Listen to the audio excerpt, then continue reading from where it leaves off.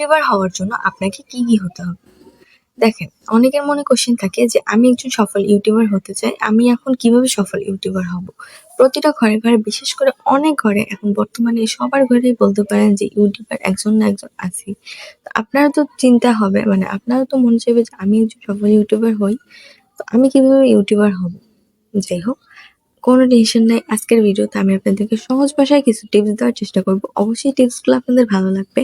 টিপসগুলো অবশ্যই শুনে যাবেন, 100% আপনাদের কাজে দিবে।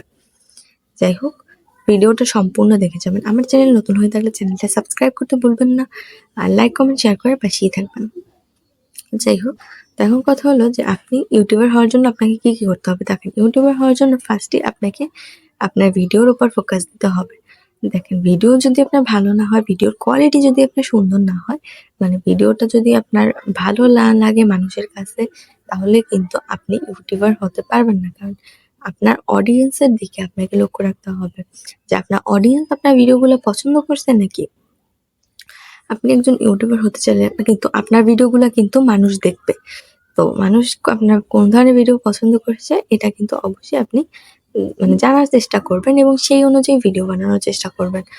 দেন আপনার ভিডিওর কোয়ালিটির দিকে ফোকাস দিবেন। ভিডিওটা যেন ঠিকঠাক কোয়ালিটির হয় এবং সুন্দর ভিডিও যেন আপনি উপস্থাপন করতে পারেন। আপনার ভিডিওর ভয়েস অ্যান্ড আপনার মানে কোয়ালিটি যেন ভালো হয় সব দিক থেকে।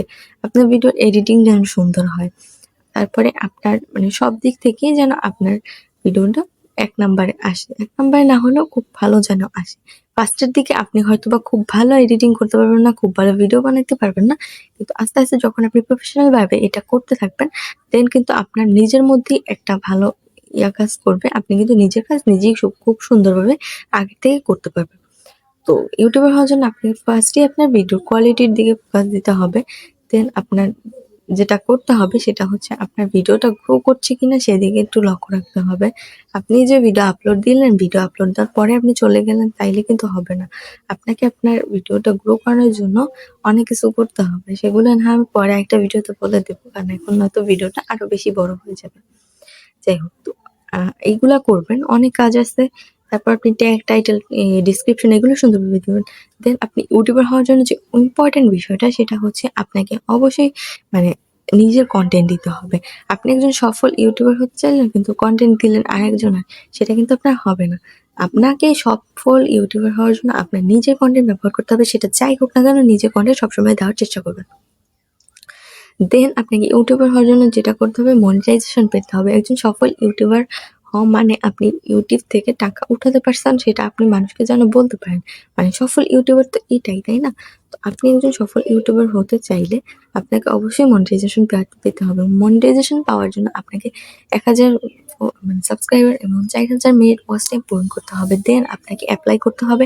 এপ্লাইয়ের মাধ্যমে আপনি হচ্ছে মানে যদি সবকিছু ঠিকঠাক থাকে Google AdSense যোগ করে আপনি হচ্ছে ব্যাংক অ্যাকাউন্ট অ্যাড করবেন। দেন আপনার টাকা $১০০ হলে আপনাকে উইথড্র করতে পারবেন। দেখেন, এখন আপনাকে মনিটাইজেশন পাওয়ার জন্য এটা কিন্তু ইম্পোর্টেন্ট ব্যাপার। আপনাকে কিন্তু মনিটাইজেশন পেতেই হবে। না হলে কিন্তু আপনি হচ্ছে ইউটিউবার বলে নিজেকে বলতে পারবেন না। মনিটাইজেশন না পেলে তো আপনি টাকাই পাবেন না। টাকা না পেলে আপনি ইউটিউবার কিভাবে হবেন? তো আশা করি যে বুঝতে পারছেন যে ইউটিউবার হওয়ার জন্য আপনাকে কি করতে হবে। সবথেকে বড় কথা আপনাকে মনিটাইজেশন পেতে হবে। যাই হোক, তো আজকের ভিডিওটা আপনাদের কাছে কেমন লাগলো অবশ্যই জানাবেন। আর ধন্যবাদ সবাইকে আমার ভিডিওটা সম্পূর্ণ দেখার জন্য। আল্লাহ হাফেজ আপনাদেরকে।